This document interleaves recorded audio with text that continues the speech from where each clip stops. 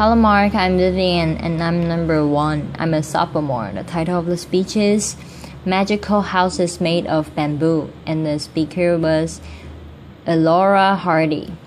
When I was 9 years old, my mom asked me what I would want my house to look like, and I drew this fairy mushroom. And then she actually built it, laughter. I don't think I realized this was so unusual at the time, and maybe I still haven't because I'm still designing houses. This is a 6-story bespoke home on the island of Bali. It's built almost entirely from bamboo. The living room overlooks the valley from the fourth floor. You enter the house by the bridge. It can get hot in the tropics, so we make a big curving roof to catch the breezes. But some rooms have tall windows to keep the air conditioning in and the bugs out. This room we left open. We made an air-conditioned tented bed. And one client wanted a TV room in the corner of her living room. Boxing off an area with tall walls just didn't feel right. So instead we made this giant woven pod. Now we do have all the necessary luxuries like bathrooms. This one is a basic in the corner of the living room, and I've got to tell you, some people actually hesitate to use it. We have not quite figured out our acoustic isolation, laughter. So there are lots of things that we're still working on, but one thing I've learned is that bamboo will treat you well if you use it right. It's actually a wild grass. It grows on otherwise unproductive land, deep ravines, mountain sides. It lives off of rainwater, spring water, sunlight, and of the 1,450 species of bamboo that grow across the world, we use just 7 of them. That's my dad. He's the one who got me building with bamboo, and he is standing in a clump of Dendrocalamus asper niger that he planted just 7 years ago. Each year it sends up a new generation of shoot.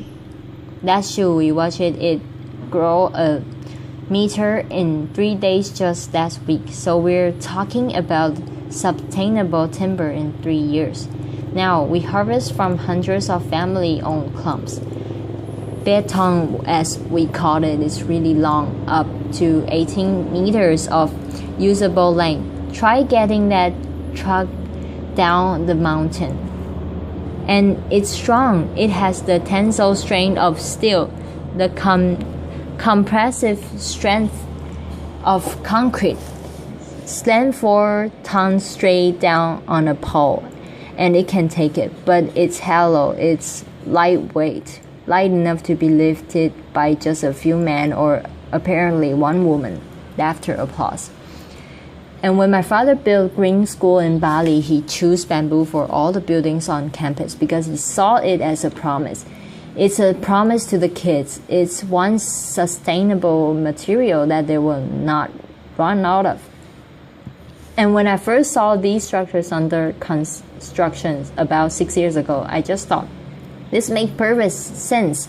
It is growing around us. It's strong, it's elegant, it's earthquake resistant. Why hasn't this happened sooner? And what can we do with it next? So along with some of the original builders of Green School, I found Ibuku. Ibu means mother and Ku means mine. So it represents my Mother Earth. And then at Ibuku, we are a team of artisans, architects, and designers, and what we're doing together is creating a new way of building. Over the past 5 years together, we have built over 50 unique structures, most of them in Bali. 9 of them are at Green Village. You've just seen inside some of these homes, and we fill them with bespoke furniture. We surround them with veggie gardens. We would love to invite you all to come visit someday. And while you're there, you can also see Green School. We keep building classrooms there each year, as well as an updated fairy mushroom house. We're also working on a little house for export. This is a traditional Sambenese home that we replicated right down to the details and textiles. A restaurant with an open air kitchen. It looks a lot like a kitchen, right? And a bridge that spans 22 meters across a river. Now what we're doing is not entirely new. From little huts to elaborate bridges like this one in Java, bamboo has been in use across the tropical regions of the world for literally tens of thousands of years.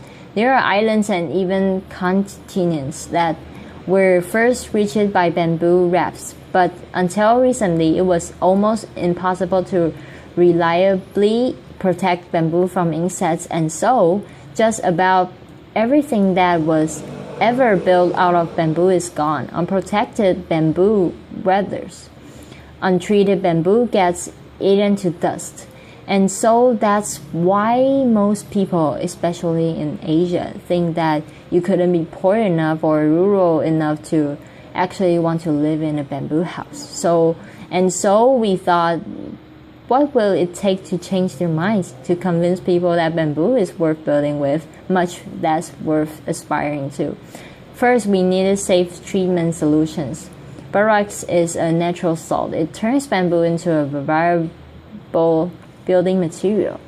Treat it properly, design it carefully, and a bamboo structure can last a lifetime. Second, build something extraordinary out of it. Inspire people. Fortunately, Balinese culture fosters craftsmanship. It values the artisan, so combine those with the adventurous outliers from new generation of locally trained architects and designers and engineers. And always remember that you are designing for curving, tapering, hollow poles. Now, no two poles alike, no straight lines, no 2x4 here. The tried and true, well-crafted formulas and vocabulary or architecture do not apply here. We have had to invent our own rules. We ask the bamboo what it's good at, what it wants to be, and what it says is. Respect it, design for its strength, protect it from water, and to make the most of its curves. So we design in real 3D, making scales, structural models out of the same material that we'll later use to build the house. And bamboo model making is an art as well as some hardcore engineering. So that's the blueprint of the house after. And we bring it to site, and with tiny rulers we measure each pole and consider each curve, and we choose a piece of bamboo off the pile to replicate our house on site. When it comes down to details, we consider everything. Why are doors so often rectangular? Why not round?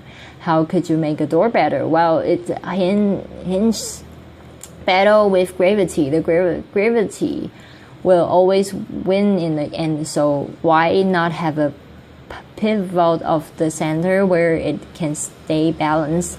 And while you're at it, why not door shaped like teardrops?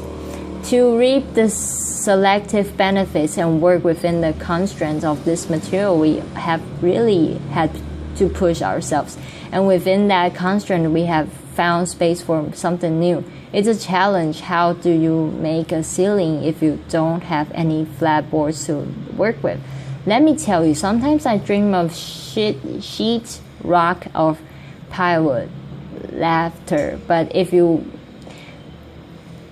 what you got is skilled craftsmen and itsy-bitsy little splits, weave that ceiling together, stretch a canvas over it, lacquer it, how do you design durable kitchen countertops that do justice to this curving structure you've just built. Slice up a border like a loaf of bread. Hand carve each to a fit of the other. Leave the crusts on. And what we're doing, it is almost entirely handmade. The structural connections of our buildings are reinforced by steel joints, but we use a lot of hand-whittled bamboo pins. There are thousands of pins in each door. The door is made of glossy and durable bamboo skin. You can feel the texture on their bare feet. And the floor that you walk on, can it affect the way that you walk? Can it change the footprint that you ultimately leave the world? I remember being 9 years old and feeling wonder and possibility and a little bit of idealism, and we've got a long way to go. There's a lot left to learn, but one thing I know is that with creativity and commitment, you can create beauty and comfort and safety and even luxury out of material that will grow back. Thank you. Applause.